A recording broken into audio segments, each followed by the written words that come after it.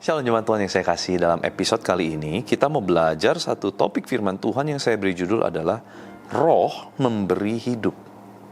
Roh memberi hidup. Yesaya pasal 32 ayat 15, sampai dicurahkan kepada kita roh besar yaitu roh Allah dari atas, maka padang gurun akan menjadi kebun buah-buahan, dan kebun buah-buahan itu akan dianggap hutan. Saudara, waktu roh Allah hadir di dalam hidup manusia, maka roh Allah itu akan mengubahkan. Yang tandus akan menjadi subur. Padang gurun identik dengan ketandusan, kematian. Banyak hewan, manusia meninggal di padang gurun. Kenapa? Karena suhu yang ekstrim. Pada zaman itu, padang gurun sesuatu yang ditakuti. Bahkan lebih banyak lagi orang yang berperang di padang gurun tanpa persiapan, mereka akan alami kematian lebih cepat. Karena mereka kurang air dan kurang kehidupan. Kalau saudara perhatikan padang gurun, tidak ada pepohonan.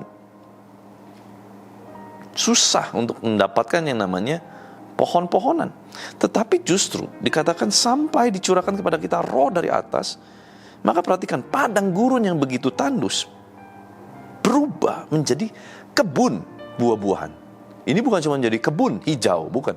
Kebun buah-buahan artinya bukan cuma menjadi hijau, tetapi juga menjadi ada banyak buah-buah. Buah ini bicara mengenai sesuatu yang dapat dinikmati, sesuatu yang enak, sesuatu yang menghidupkan, sesuatu yang membawa kepada kehidupan. Buah.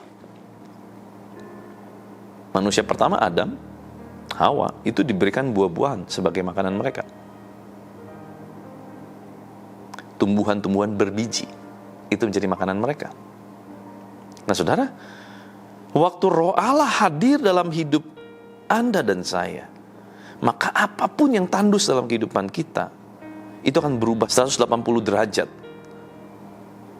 Dari kekeringan, itu menjadi kesuburan. Apa yang mati di dalam diri Anda akan berubah. Mungkin yang mati hari ini adalah kesehatan kita. Kesehatan kita seperti sedang dalam padang gurun. Roh kita sedang di dalam padang gurun. Pengharapan kita seperti sedang di padang gurun. Finansial kita seperti di dalam padang gurun. Hati kita bahkan hilang damai sejahtera seperti di padang gurun. Sukacita hilang. Tetapi saudara, waktu roh Tuhan masuk, maka kematian akan berubah menjadi kehidupan. Nah ini saudara, hari lepas hari, kalau saudara mau lihat perubahan, roh yang menghidupkan itu harus masuk. Caranya gimana? Baca firman. Firman Allah adalah Allah itu sendiri. Waktu firman itu dibaca, roh Allah mulai mengalir masuk. Makanya saudara, waktu kita mau baca firman, kita selalu doa dulu. Tuhan, kiranya Roh Kudus mengajar kami. Roh Kudus bicara. Kami rindu, saya rindu alami perjumpaan dengan Tuhan hari ini. Nah, izinkan rohnya itu mulai mengalir masuk, saudara. Undang Roh Kudus itu untuk terus memenuhi hidup kita. Betul, kita sudah punya Roh Kudus waktu kita terima Yesus. Tetapi kita harus minta setiap hari ada di dalam kepenuhan Roh Kudus. Setiap hari, Roh Kudus penuhi aku, Roh Kudus tuntun langkahku, Roh Kudus terus aktifkan Roh Kudus. Roh Kudus adalah Roh Allah. Supaya apa? Supaya yang mati ini menjadi hidup. Saudara, kalau saudara mengalami sakit, betul saudara harus periksa ke dokter. Tentu itu adalah sesuatu yang bijak, sesuatu yang berhikmat. Tetapi saudara kalau mengerti ini, ada yang lebih penting dari hal medis. Kalau saudara mengalami kehidupan, roh Allah yang mendatangkan kehidupan, hidup di dalam kehidupan roh yang kuat. Saudara, saya selalu ngalamin begini. Waktu roh saya mulai lelah, roh saya mulai gak di-charge, roh saya mulai capek, itu fisik saya menjadi lelah. Jadi dalam keadaan roh saya lelah, yang saya harus lakukan adalah dua hal. Saya harus makan yang banyak, bergizi, saudara gitu ya. Dan yang kedua, saya harus lebih perbanyak lagi asupan makanan roh saya, itu firman Tuhan. Mau nggak mau, saudara.